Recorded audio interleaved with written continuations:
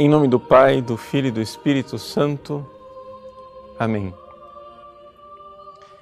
Inspirai, ó Senhor, as nossas ações e ajudai-nos a realizá-las, para que em vós comece e para vós termine tudo aquilo que fizermos por Cristo, Senhor nosso. Amém. Santa Maria, Mãe de Deus, rogai por nós. Em nome do Pai, e do Filho e do Espírito Santo. Amém. Muito bem, alegria estarmos juntos, nosso programa ao vivo agora, nesta segunda-feira, depois de Pentecostes, aquilo que no calendário antigo era a 8ª de Pentecostes. Em Moçambique se celebra hoje, de forma especial, Nossa Senhora Mãe da Igreja. E é esse mistério exatamente que nós queremos recordar neste programa ao vivo, porque de fato Maria, com a vinda do Espírito Santo na Anunciação, tornou-se Mãe de Deus. Mas com a vinda do Espírito Santo em Pentecostes, ela torna-se Mãe da Igreja. É importante a gente refletir um pouco sobre esta realidade. Vejam só, vamos aqui entender verdadeiramente como houve um progresso espiritual também na Virgem Maria e nas várias efusões, ou seja, nos vários derramamentos do Espírito Santo. Eu tenho aqui esse livro fantástico do padre Garrigou-Lagrange, que é A Mãe do Salvador. Está aqui em espanhol, La Madre del Salvador. Já existe uma edição brasileira em português, publicado pela editora Ecclesiae, né? Então, o pessoal da nossa equipe está colocando para vocês o link para aqueles que queiram adquirir. Se tem um livro que eu aconselho a todos, absolutamente todos, aqueles que queiram verdadeiramente ter um conhecimento profundo de Nossa Senhora aplicada à própria vida interior, né? É esse livro do padre Garrigou-Lagrange, porque é exatamente esse o tema do livro, né? É La Madre del Salvador y nuestra vida interior, ou seja, a nossa vida interior. Como é que houve o crescimento espiritual da Virgem Maria e o que é que isto tem a ver com o nosso crescimento espiritual, portanto, com o nosso caminho de santificação, nosso caminho de santidade. Todo mundo conhece o padre Garrigou-Lagrange com o seu grande conhecimento a respeito do progresso espiritual e da teologia de perfeição, ou seja, a teologia da santidade.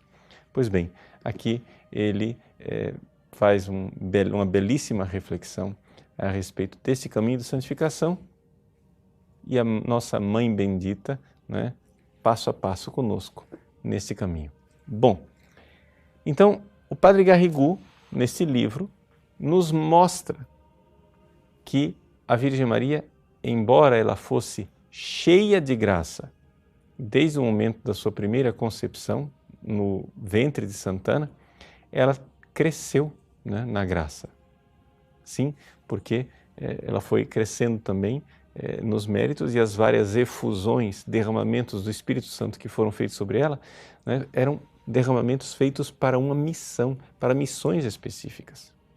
Então, quando a Virgem Maria recebeu o anjo Gabriel, o anjo olhou para ela e disse: Ave, cheia de graça, haire que charitomene, em grego. Isso quer dizer que, verdadeiramente, a quantidade, digamos assim, se a gente pode usar essa palavra, né, de graça que foi derramado no coração de Maria, na concepção dela, é maior do que a graça que tinha sido dada a todos os anjos e será dada a todos os santos desde o início, né, da humanidade até o fim dos tempos. Se nós colocarmos numa balança a graça que foi dada a todos os anjos e santos e do outro lado a graça que foi dada à Virgem Maria, a graça que foi dada à Virgem Maria é imensamente maior, de tal forma que nós podemos verdadeiramente dizer, né, que não há comparação. Não há comparação. Nós não temos termos de comparação. É evidente, porém, que a graça dada ao Cristo, cabeça da Igreja, era infinitamente maior do que a que foi dada a Maria. Então, nós poderíamos dizer assim que, em termos de graça, no céu, nós temos a graça que foi dada a Jesus enquanto homem, não é? Que é incomensurável, a graça que foi dada a Maria, que também é grande, embora muito abaixo do seu filho Jesus, e mais abaixo a graça de todos os anjos e santos. Quando o anjo Gabriel foi naquela pequena vila de Nazaré e saudou aquela menina de 12 anos de idade, ele saudou a Virgem Santíssima e ficou admirado. Por isso, ele fez aquilo que nenhum anjo jamais fez com um ser humano. Ele elogiou e disse: Ave, cheia de graça. Mas não para por aí. Por quê? Porque quando ele anuncia a ela que ela será mãe do Salvador, mãe do próprio Deus que vai se fazer homem, o Espírito Santo vem sobre ela.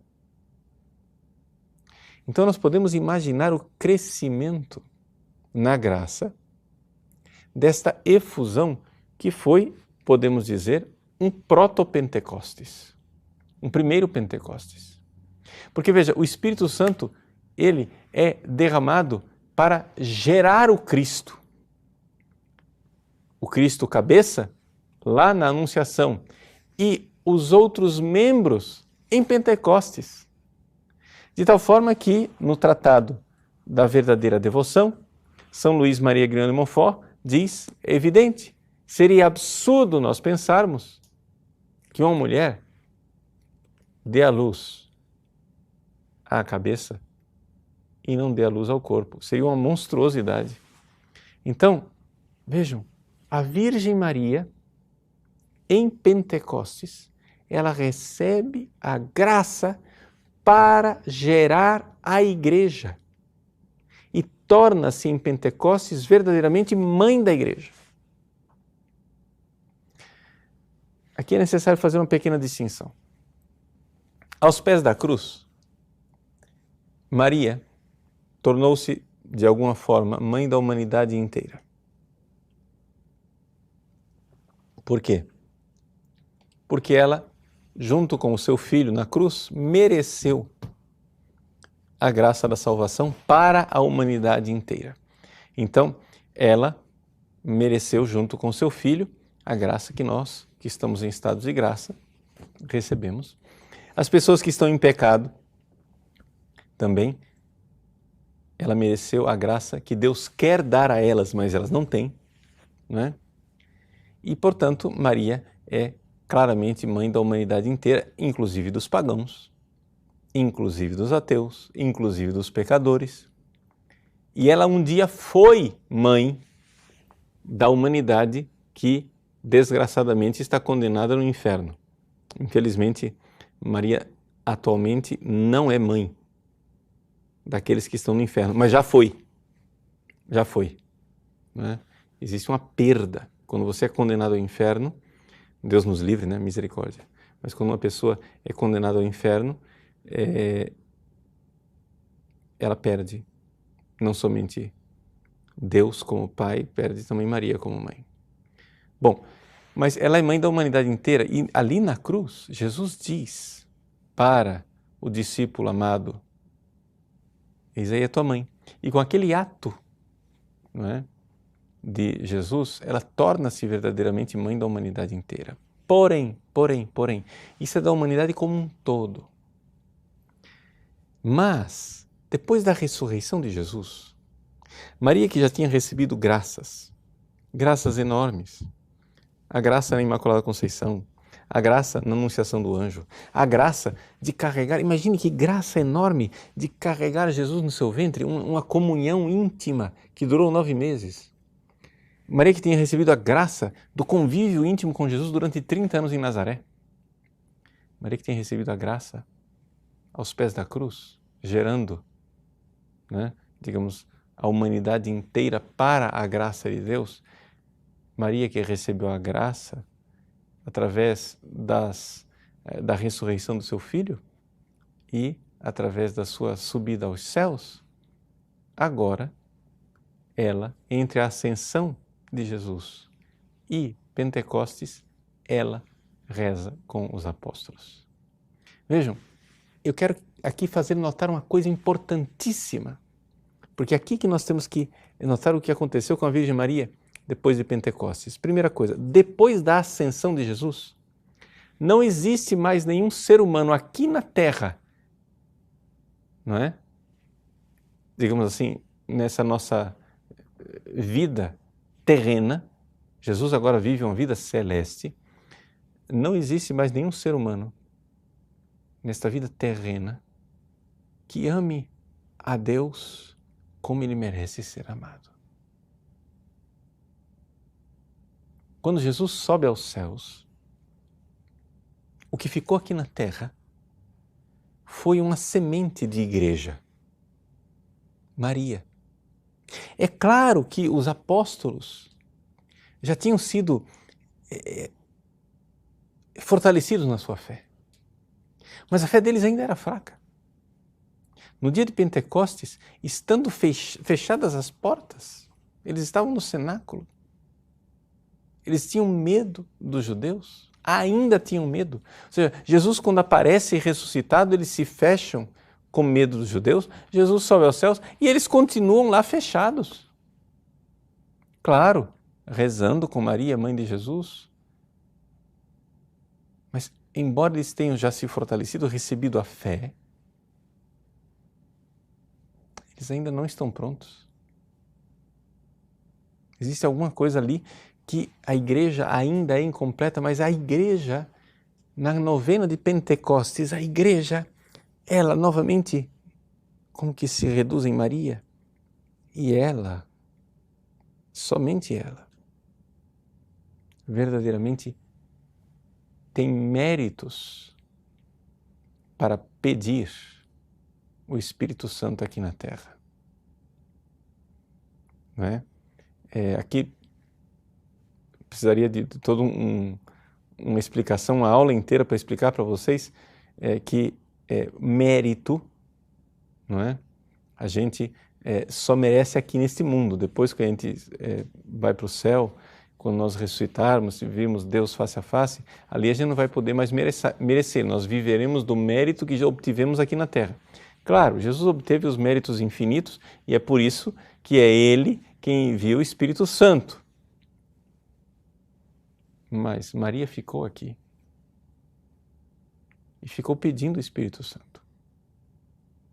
É por isso que nós rezamos e dizemos: vinde Espírito Santo, vinde por meio da poderosa intercessão.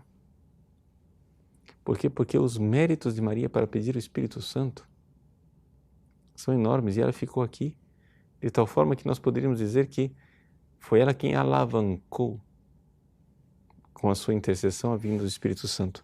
Jesus pede aos apóstolos que não se afastem da cidade até que não venha o Espírito Santo. Eles ficam lá rezando, pedindo, mas o mérito que os apóstolos podiam acrescentar àquela oração era diminuto, né?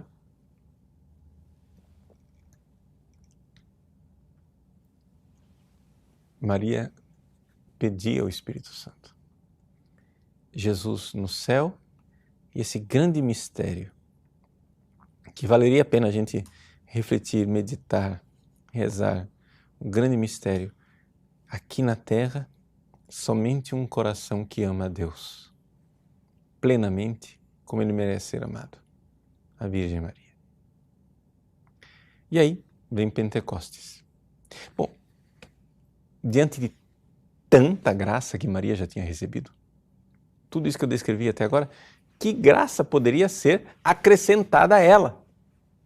Bom, o padre Garrigou fala do crescimento nos mistérios da fé e no amor que houve na Virgem Maria em Pentecostes, mas eu gostaria de fazer notar uma coisa, que é que Nossa Senhora recebe a graça, recebe o Espírito Santo em Pentecostes para poder gerar a igreja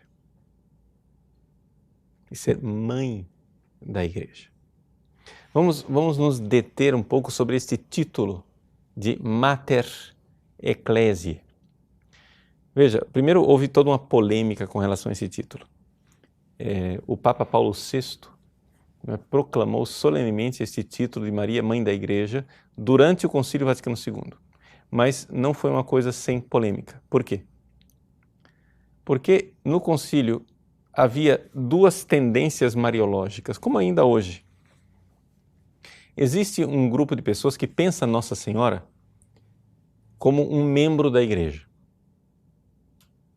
Ora, se ela é membro da igreja, ela não pode ser mãe da igreja. Por quê? Porque a minha mão, vamos supor, não pode ser mãe do resto do corpo. Não tem sentido nenhum um membro da igreja ser mãe da igreja. Então, é a abordagem eclesiológica de Maria. Mas esse tipo de abordagem, ele é incompleto. Ele é verdadeiro porque Maria, de fato, é membro da igreja. Mas ela não é somente membro da igreja. Porque enquanto na ordem da graça ela é membro da igreja, na ordem da união hipostática, ela é mãe de Deus.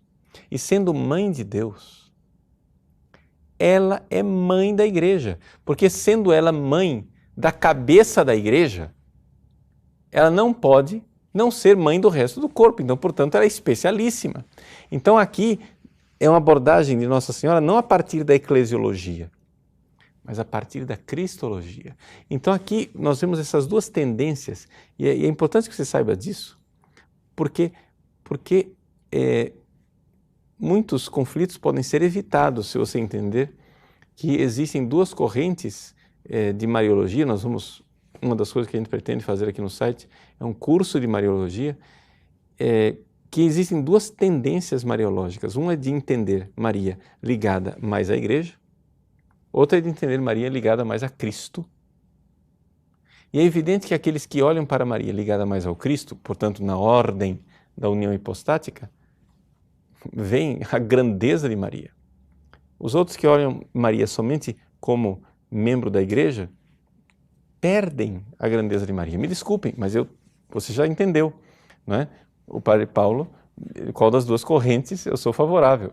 Maria enquanto ligada ao Cristo. De tal forma que quem olha Maria somente como membro da igreja, acha que Maria é um santo, só que um pouquinho maior, ou seja, é uma questão de quantidade. Quem olha Maria ligada ao Cristo, ela é diferente qualitativamente. Não é só questão de quantidade, ela é outra coisa. Ela não é, ou seja, Santo Antônio intercede por mim.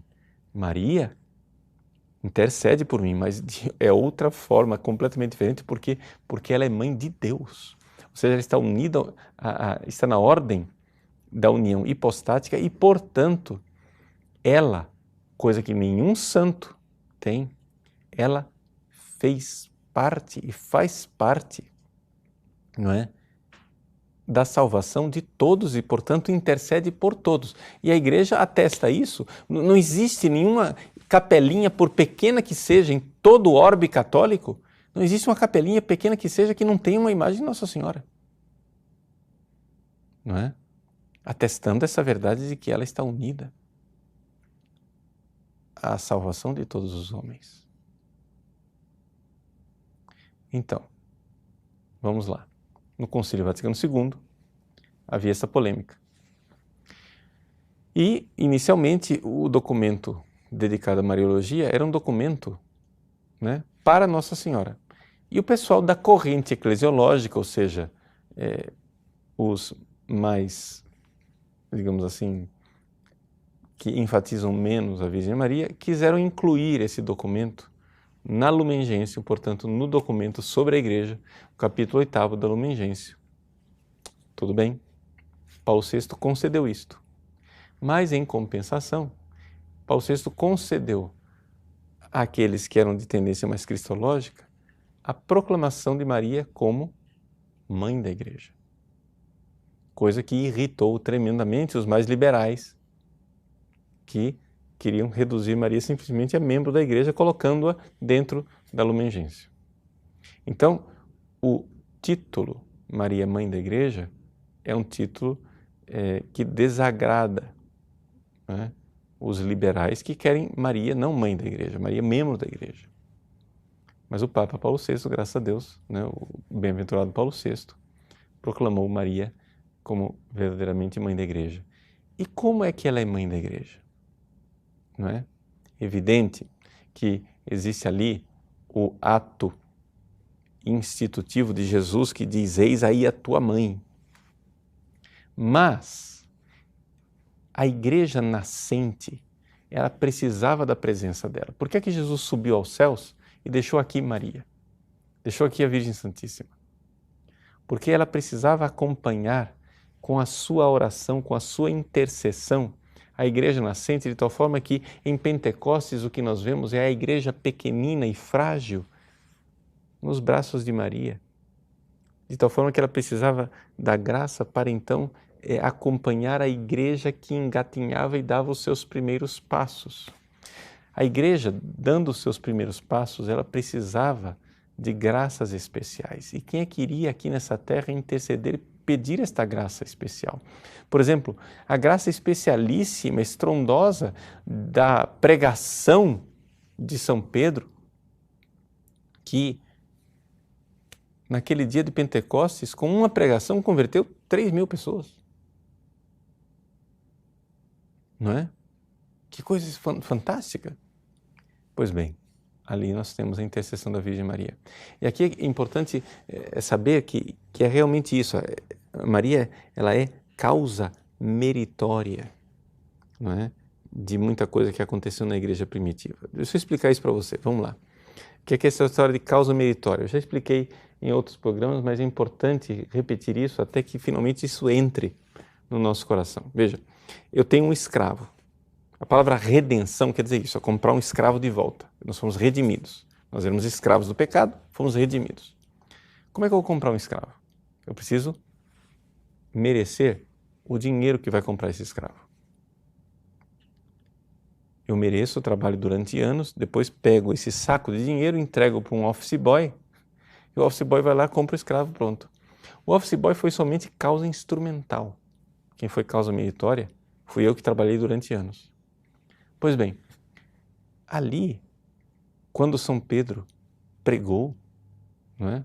Eu não estou dizendo que São Pedro não tinha mérito nenhum, mas São Pedro foi muito mais causa instrumental da conversão daquelas 3.000 pessoas do que meritória, porque a causa meritória, escondida e secreta que estava lá era Maria. É importante a gente entender isso.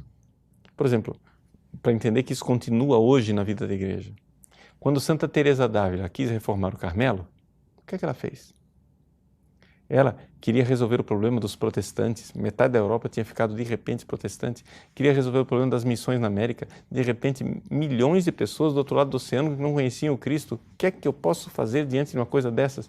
Ela diz, no início do caminho de perfeição, a reforma o Carmelo, para que com aquelas 12 pequenas monjas, no Carmelo de São José, ela possa ser causa meritória da conversão dessas pessoas. De tal forma que eu não tenho dúvida nenhuma que se eu agora estou aqui pregando, falando para você, eu estou aqui pregando e falando para você porque existem pessoas, monjas em Carmelos por aí, monges, donas de casa, homens, religiosos, religiosas, padres, que estão por aí se sacrificando e sendo causa meritória, de tal forma que esta enorme corrente de intercessores e de pessoas que se oferecem em sacrifício frutificam na conversão de quem assiste esse programa. Não é? De tal forma que, eu já disse isso para vocês, eu me sinto muito assim como o profeta Jonas. Né? O profeta Jonas que foi na cidade de Nínive, pregou mais ou menos, mas ele não foi causa meritória, foi só causa instrumental. Deus usou Jonas para converter tantos homens e mulheres. Pois bem, então, nós temos aqui a beleza da presença da Virgem Maria depois de Pentecostes. Qual é a missão da Virgem Maria depois de Pentecostes? Ficar aqui nesse mundo, ela recebe o Espírito Santo em Pentecostes para, com aquela graça, não é, ter muito mais possibilidade de ajudar a igreja que nascia, aconselhar os apóstolos que precisavam de conselho e, sobretudo, rezar e merecer. Ela precisava ficar aqui na terra para que aqueles milagres e aqueles prodígios da igreja nascente apostólica, né, verdadeiramente acontecessem de uma forma clamorosa. Por mais que você creia que os carismas continuam ainda hoje, acho que ninguém vai discordar de enxergar que na igreja apostólica os carismas eram absolutamente muito mais frequentes do que hoje. Por mais que você creia que nós podemos e devemos, e eu de fato também creio, pregar e obter as conversões, é evidente que na igreja apostólica as conversões, o número de mártires, o número de pessoas que se entregava e que amava a Deus de forma clamorosa, o número de santos era muito mais abundante do que hoje. E como você explica isto? Que logo no início havia este vigor. Claro, o Espírito Santo em Pentecostes, mas não esqueça de um fator oculto. A Virgem Maria estava aqui, intercedendo e merecendo. Hoje, lá no céu, ela também intercede, mas ela já não pode mais acrescentar méritos, porque os méritos ela os teve aqui na terra.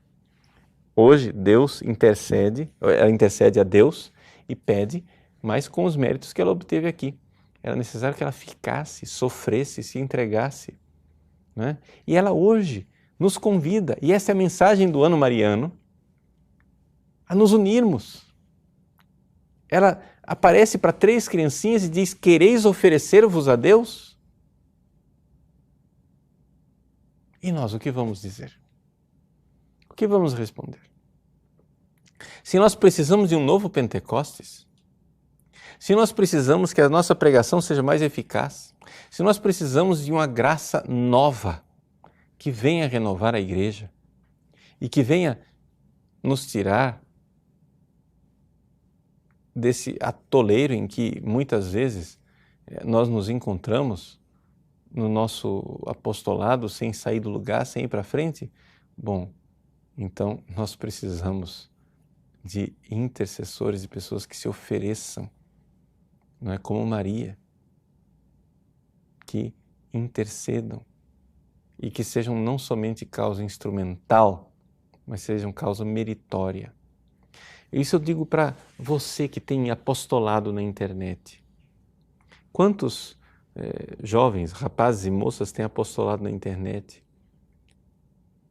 Como o nosso apostolado é mais eficaz se nós nos oferecermos, não somente fazer vídeos, mas oferecer sofrimentos, os sofrimentos do dia a dia, as perseguições, as calúnias, as incompreensões, as doenças, as desavenças na família, as dificuldades econômicas, né?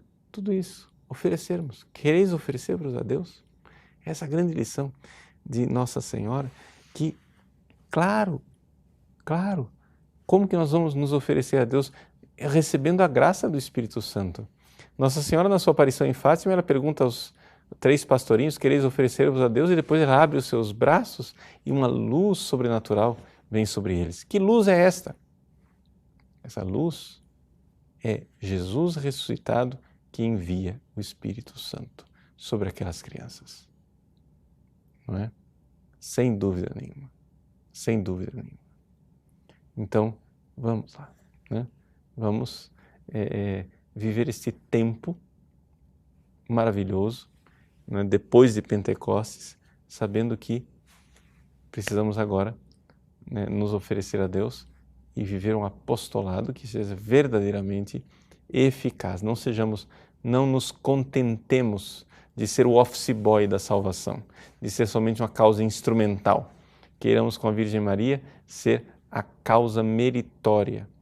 Ela certamente quer nos dar esta graça. Ela veio em Fátima exatamente para nos dar esta notícia.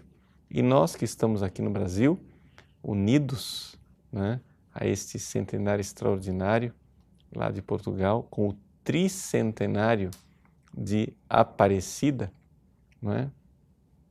Também nos sentimos unidos espiritualmente.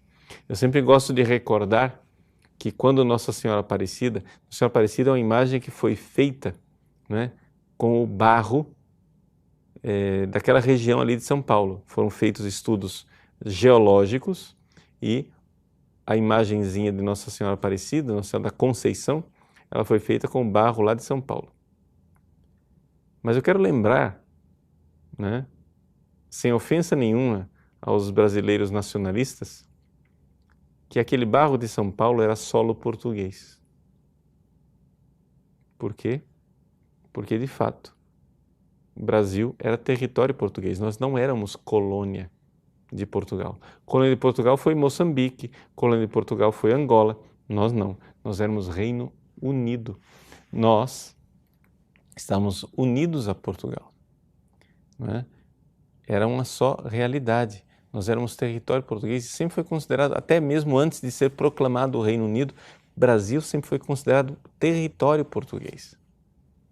Por isso Dom João VI não hesitou em transferir a capital, não é? Diante da invasão napoleônica, de Lisboa para o Rio de Janeiro, né? De tal forma que Napoleão, quando chegou lá em Portugal, encontrou a periferia de Portugal, porque o centro tinha migrado para o Brasil, né? Então, é importante nós lembrarmos essa união espiritual entre Brasil e Portugal. E essa união espiritual se dá da seguinte maneira, veja, a independência do Brasil, ela não se deu com guerras e rebeliões. Sim, houve alguma luta, mas foi completamente diferente da Guerra da Independência americana ou as guerras fratricidas das outras, das colônias espanholas, nossos vizinhos aqui da América do Sul. Foi bem diferente. Dom João VI, ao voltar para Portugal, deixa aqui no Brasil, de caso pensado, o príncipe herdeiro do trono.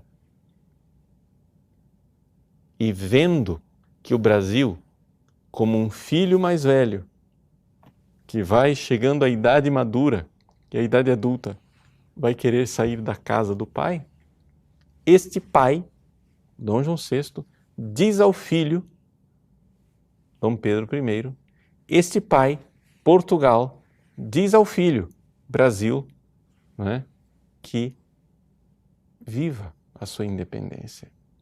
Dom João VI diz que não venha um aventureiro, pega esta coroa e coloca na tua cabeça. O próprio rei de Portugal aconselha o seu filho, príncipe herdeiro da coroa portuguesa, que promova a independência do Brasil. Ou seja, não houve ruptura espiritual entre Brasil e Portugal, foi simplesmente um filho que cresceu. Se o Brasil hoje não se dá conta desta união espiritual, é simplesmente porque, infelizmente, nós estamos esquecidos de nossa vocação. Como Portugal está esquecida da sua vocação, a nação portuguesa está esquecida de sua vocação de conservar o dogma da fé, como prometeu Nossa Senhora de Fátima, e como o Brasil está esquecido de sua vocação de ser a terra de Nossa Senhora Aparecida, a terra da Santa Cruz. Precisamos, né, nos erguer novamente à altura de nossa vocação. Precisamos de magnanimidade, alma grande, de saber da altura de nossa vocação. Você vai dizer assim, padre, isso é megalomania. Não. Isso é vaidade? Não. Isso é orgulho? Também não. Um orgulhoso, vaidoso e megalomaníaco, ele gosta, não é, dos grandes prêmios. O magnânimo, ele gosta dos grandes trabalhos. Conservar a fé será uma luta tremenda. Conservar a fé e fazer com que Brasil e Portugal sejam as nações que conservam a fé no mundo será verdadeiramente um grande desafio e não será sem derramamento de sangue, sem grandes sacrifícios, que isso vai acontecer. Pois bem, esta é a nossa vocação, este é o nosso chamado. E aí? quereis oferecer-vos a Deus? Daí nós entendemos a vocação do Brasil e Portugal unidas espiritualmente com a Virgem Maria, intercedendo. Depois de Pentecostes, a Virgem Maria quer gerar a igreja. Se nós precisamos da igreja viva, crescente, florescente, não há dúvida, precisamos da Virgem Santíssima, que continua intercedendo e gerando os seus filhos. Santo Agostinho, recorda o padre Garrigou-Lagrange, usa uma comparação interessante de que a igreja, neste mundo aqui, ela permanece ainda no útero de Maria, até o dia do seu nascimento para o céu, quando estivermos todos na glória com a cabeça da igreja, que é o Filho Jesus. Tá bom? Vamos então agora fazer um pequeno intervalo para que a gente possa ter um diálogo entre nós a respeito desse tema, ou o tema que vocês quiserem colocar. Tá bom? Até já. Nós retornamos então para termos um breve diálogo a respeito dessa realidade de Nossa Senhora como nossa mãe, verdadeira mãe. Começamos com a pergunta do Helder. Padre, sua bênção. Por que o senhor disse no começo do programa que a Virgem Maria tinha 12 anos quando recebeu a visita do anjo? Existe alguma referência na tradição que afirme a idade que tinha? Sim, Helder, veja. O Papa João Paulo II, em 1988, proclamou um ano santo mariano. E esse ano mariano se dava exatamente para comemorar os 2000 anos do nascimento da Virgem Maria. Então você faça lá os cálculos, de 88 para 2000 são 12 anos, não é isso?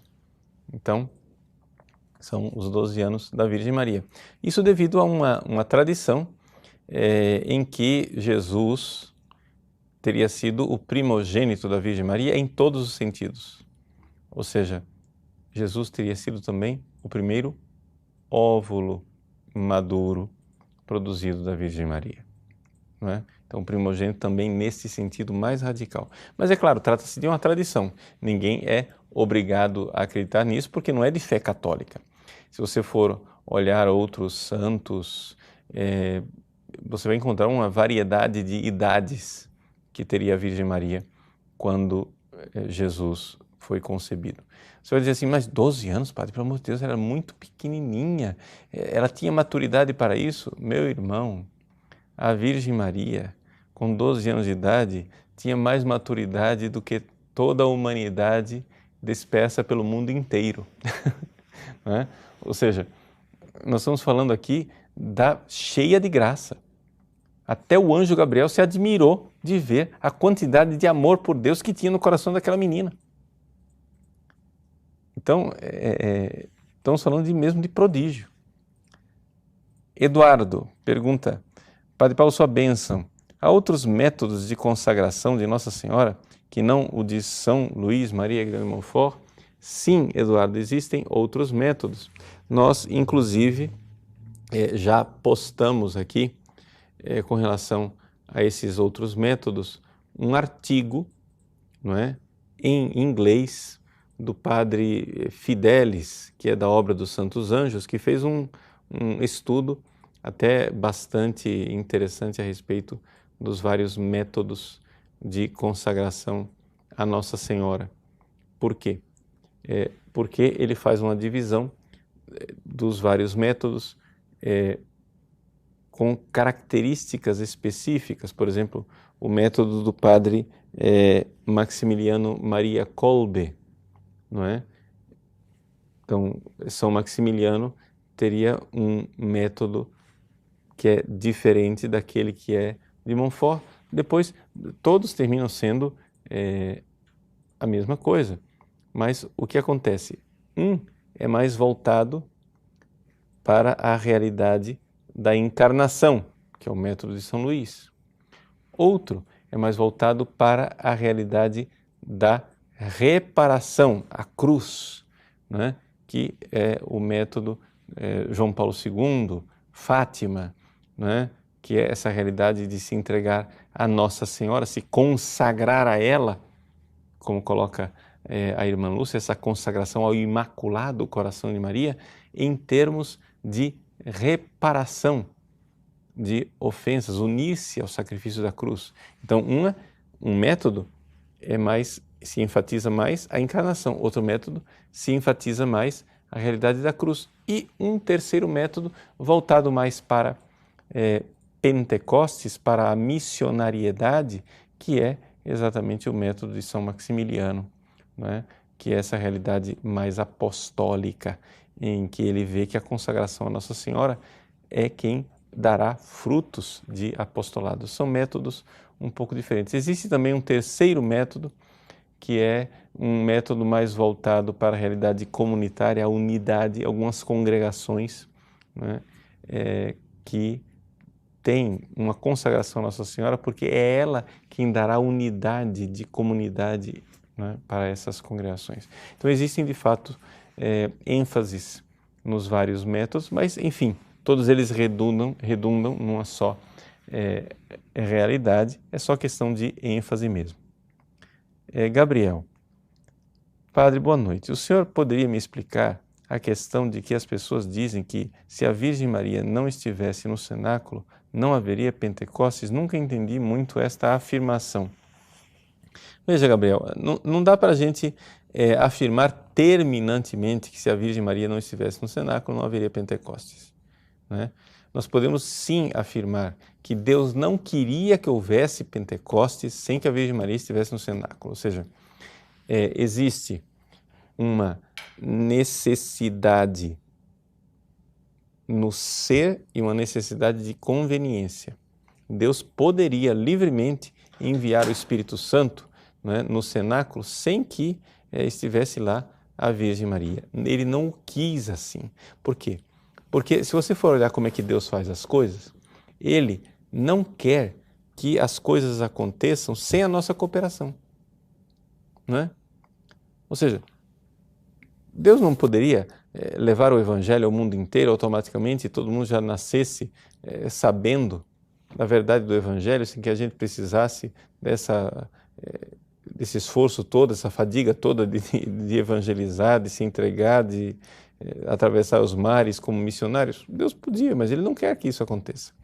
Ele não quer nos salvar sem nós. Como diz Santo Agostinho, aquele que nos criou sem nós não quer nos salvar sem nós. Então, Ele quer a nossa cooperação. Essa cooperação, né, ela acontece em tudo. Então, existe de fato essa cooperação da intercessão. Quem mandou o Espírito Santo foi Deus Pai, derramou o Espírito Santo e entregou o Espírito Santo ao seu Filho encarnado, Jesus Cristo, e Jesus envia o Espírito Santo. Não é? Ótimo, entendemos. Mas, ao mesmo tempo, Jesus queria que alguém ficasse aqui intercedendo. Portanto, ele pede aos apóstolos que rezem, e eles ficaram em oração, em união no cenáculo. Ora, é evidente a desproporção enorme entre aqueles discípulos do cenáculo que rezavam e a Virgem Maria que rezava com eles. Ou seja, aqui é que você tem que entender como é que funciona a oração. A oração, ela funciona, não é? Não somente porque você pede, mas porque existe também ali uma realidade meritória. Isso é uma coisa que os protestantes têm muita dificuldade de entender, né? Porque eles dizem tudo é graça, né? Nada, o homem não merece nada. Não, tudo é graça, é verdade. Inclusive a graça de merecermos, porque Jesus nos deu a graça de merecermos. E, portanto, Ele deu à Virgem Maria também a graça de merecer. Então, de fato, podemos dizer que não era de necessidade que a Virgem Maria precisaria estar no cenáculo, mas era de desígnio divino que ela precisava estar no cenáculo. Assim, você fez uma pergunta teológica, eu respondi teologicamente, não sei se respondi de forma fácil que tenha dado para entender, né? É que às vezes é difícil falar fácil, né? Mas em todos os casos espero ter transmitido a ideia. Tiago, Padre, sua bênção. Gostaria de saber como viver uma intimidade maior com Maria, além da oração do Santo Rosário. Tiago, o próprio São Luís nos diz que nós precisamos fazer todas as nossas ações com Maria e por Maria. Isso quer dizer o quê? A gente vai crescendo na devoção. Eu devo dizer para vocês que eu me consagrei à Virgem Maria, tem que fazer os cálculos aí, acho que uns 6 anos atrás. Né? Antes eu não era consagrado, portanto é uma realidade recente na minha vida também. E, no entanto, eu vejo que com o passar do tempo, como as coisas vão se tornando cada vez mais marianas, né? De tal forma que eu não consigo mais comungar sem pensar imediatamente na Virgem Maria, que me ajuda a comungar bem. Eu não consigo fazer uma adoração santíssima, eu não consigo fazer uma meditação sem que ela esteja lá comigo. Né? Você vai dizer assim, não, padre, mas isso é mariolatria. Não, acontece o seguinte, é que eu vejo que agora, por causa da presença dela, eu amo muito mais Jesus do que amava antes. A coisa é palpável, é óbvia. O amor que eu tenho por Jesus agora é muito maior do que o que eu tinha antes. Eu vejo isso dentro de mim. Ainda amo Jesus de forma muito imperfeita, ainda amo Jesus de forma muito capenga. Meu coração é quase que um coração paraplégico, mas não é um coração morto. Algum movimento tem.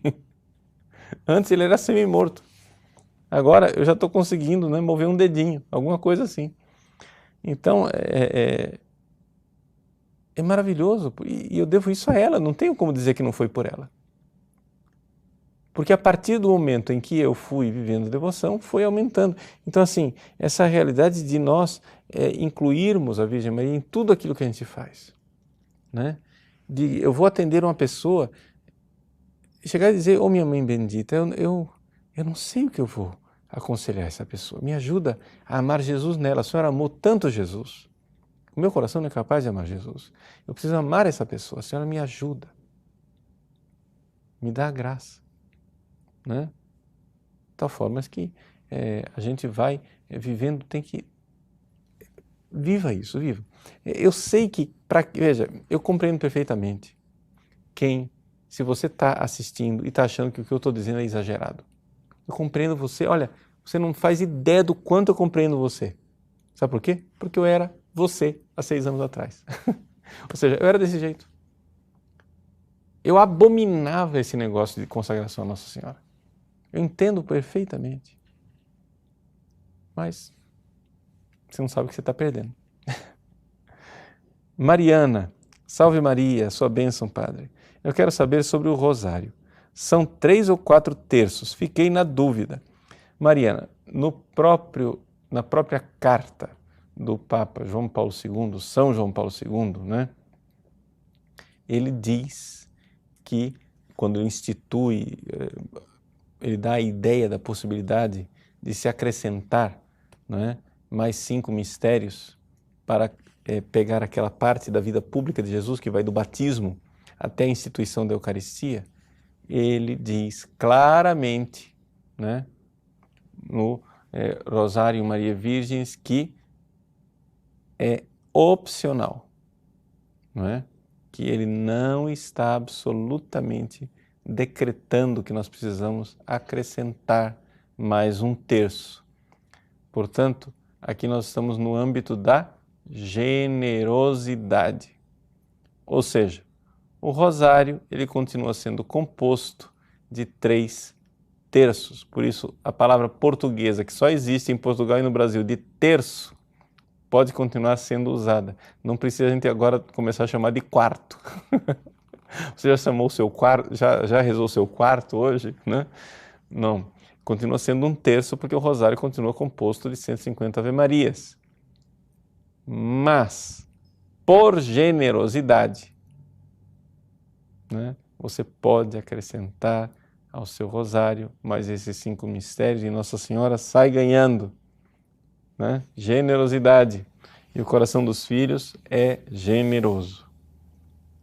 Mateus, sua bênção, Padre Paulo Ricardo. O senhor pode nos falar das santas comunhões de Nossa Senhora pelas mãos do seu filho adotivo, São João? Mateus, claro que sim, e é um dos temas, não é, que trata o Padre Garrigou Lagrange no seu livro. Novamente aconselho vocês a comprarem esse livro, publicado agora no Brasil pela editora Eclésia, né, A Mãe do Salvador em Nossa Vida Interior. Vale muito a pena. Aqueles que, está em português, comprem, né? Aqueles que têm mais pressa e gostam do formato eletrônico, por enquanto o formato eletrônico nós temos no Kindle, né? Somente em língua inglesa. Provavelmente a Eclésia irá fazer também em formato Kindle, se Deus quiser, né? Essa Mãe do Salvador. Vamos ver, né, se eles farão ou não. Bom, vejam, o que acontece é o seguinte, o padre Garrigou, ele diz o seguinte, a Virgem Maria não era sacerdote, mas ela, nós podemos dizer com o padre Ollier, o fundador dos Sulpicianos, que ela tinha o espírito sacerdotal. E, portanto, quando ela participava da missa, ela entendia muito mais o sacrifício que estava sendo celebrado do que o próprio São João que estava celebrando. E quando ela comungava, ela é claramente um exemplo de piedade eucarística.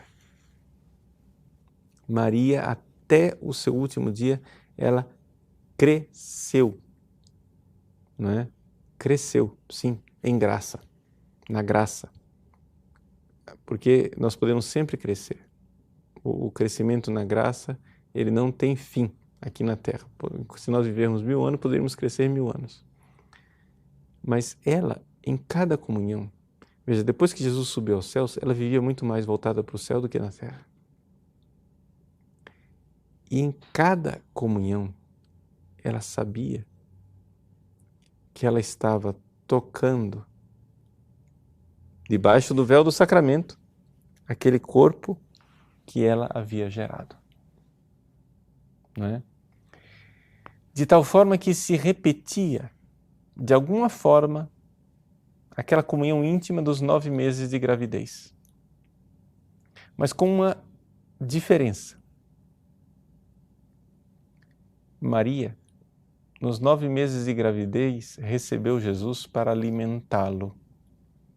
Agora, na comunhão, ela recebia Jesus para ser alimentada. A mãe faz isso durante a gestação. Ela alimenta o filho. Mas agora ela recebia dele. É claro que durante os 9 meses de gravidez, Maria também foi alimentada, né? Espiritualmente. Mas é importante a gente ver isso e com que transportes de amor ela recebia a comunhão. E que efeitos para a Igreja as comunhões da Virgem Maria. Então, certamente, ela é modelo de piedade eucarística para nós. Giovanni, Padre, sua bênção, como faço para provar a meus amigos protestantes que Maria é graça plena e imaculada? Olha, Giovanni, provar não é a palavra. Sabe por quê?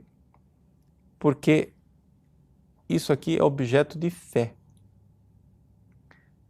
A fé ela não precisa ser provada. Aliás, se você provar, entre aspas, no sentido estrito da palavra, a fé acabou. O que eles precisam entender é que eles precisam ter fé na Igreja. Eu preciso crer no que a Igreja crê. A fé ela é una.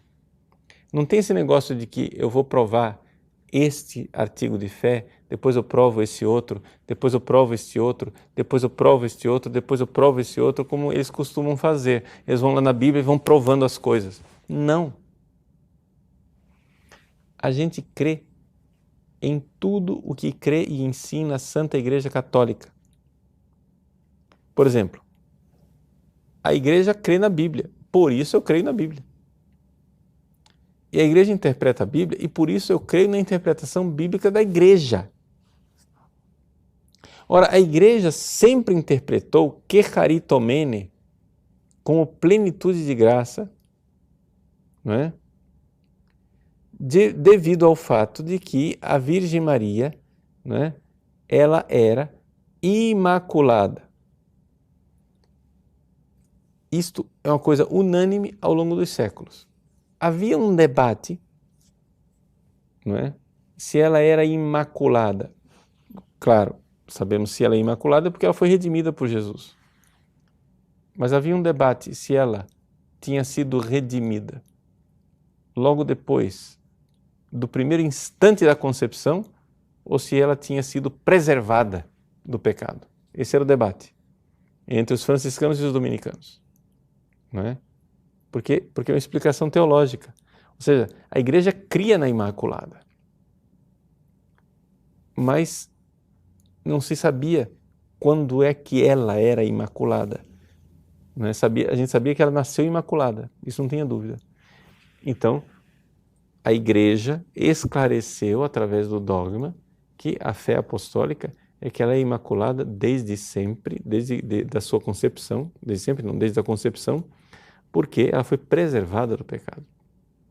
Então, veja, como é que a gente crê? Como é que os dominicanos que tinham dúvida não é a palavra certa, eles debatiam com os franciscanos a respeito da Imaculada Conceição, qual foi a atitude deles depois que o Papa Bem-aventurado Pio IX declarou o dogma da Imaculada Conceição? Aconteceu uma coisa fantástica. Imediatamente, todos os dominicanos do mundo inteiro mudaram sua opinião. Isso é a fé. Nós cremos na igreja. Entende? Eu creio na igreja.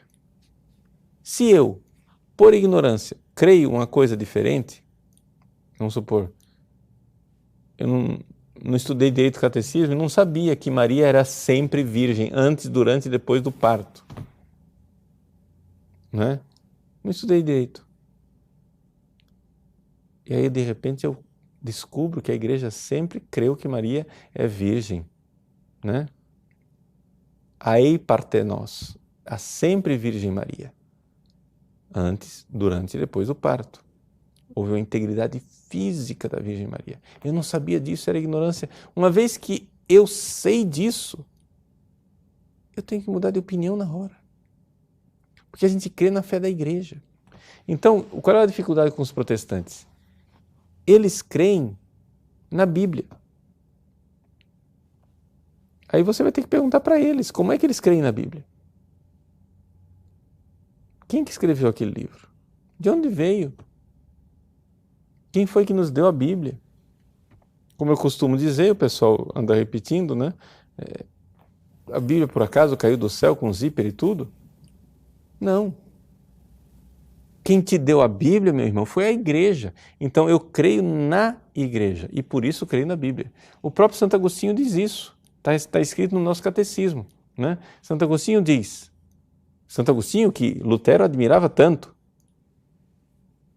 eu não creria nos evangelhos se a isso não me mandasse a Santa Igreja Católica. Por quê? Porque eu recebi os evangelhos dela. É ela quem me diz. Por exemplo, como é que um protestante me explica, não é, a polêmica do Dan Brown? Dan Brown diz assim, a Igreja Católica jogou fora evangelhos. Olha, o Evangelho de Maria Madalena foi jogado fora pela Igreja Católica cruel. E aí? Sai dessa. Como que faz? Por que é que jogaram fora o Evangelho de Maria Madalena? Com que autoridade? Bom, com a autoridade da igreja. A gente crê na igreja. Eu não creio nos evangelhos. Eu creio na igreja e por isso creio nos evangelhos. Porque a igreja está dizendo, o Evangelho de Jesus Cristo são aqueles 4 e não mais. Ah, bom, se a igreja está dizendo, então eu creio. Aí você diz, mas e se a igreja mudar de ideia? Meu irmão, a igreja não muda de ideia. A fé é de 2000 anos, é a fé apostólica, entendeu?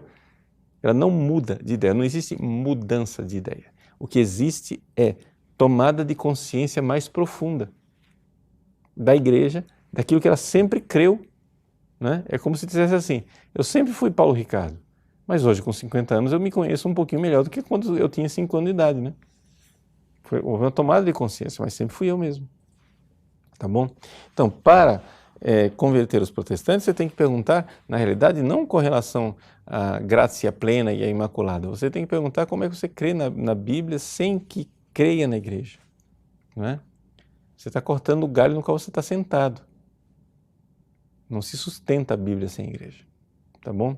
Então eu quero agradecer a vocês com esse pelas perguntas, acho que as perguntas foram muito boas, né? Foi até gostoso essa nossa conversa aqui, né? E agradecer verdadeiramente por você participar conosco nesse programa ao vivo. Quero insistir numa coisa e aqui colocar mais uma vez para vocês esse recado. É o seguinte: na semana que vem eu irei completar 25 anos de sacerdote. Eu já decidi, estava uma coisa meio nebulosa, né? Eu já decidi que eu irei fazer um retiro espiritual, não é? Que irei começar no final de semana e terminar no dia dos meus 25 anos de sacerdócio. Portanto, se você quer celebrar os meus 25 anos, o que eu quero pedir a você é que você nos ajude na construção do Centro Catequético Santa Teresinha do Menino Jesus, aqui da Paróquia Cristo Rei, na Várzea Grande, Mato Grosso, que é a paróquia na qual eu trabalho, né? Então, é a forma que eu quero agradecer a Deus, agradecer a Nossa Senhora e a Santa Teresinha por todo o bem que fizeram por mim nesses 25 anos de sacerdócio e que leva o bem a tantas pessoas. Então, eu peço a você, é início do mês agora, não é? O pessoal está recebendo aí o seu salário. Então, por favor, vamos lá. Vamos ser generosos e colaborar. Faça a sua doação. Você vai encontrar uma página especializada para isso, que tem lá todos os dados bancários. Se você está assistindo esse vídeo no YouTube ou no Face, procure lá na internet, digite 25 anos, Padre Paulo Ricardo, vai aparecer a página com os dados bancários, inclusive possibilidade de você gerar boleto ou usar o seu cartão de crédito.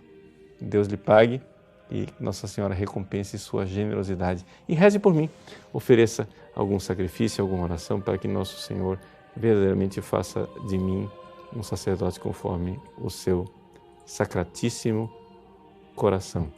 Nesse mês de junho, rezemos por todos os sacerdotes. Deus abençoe você. Em nome do Pai, e do Filho e do Espírito Santo. Amém.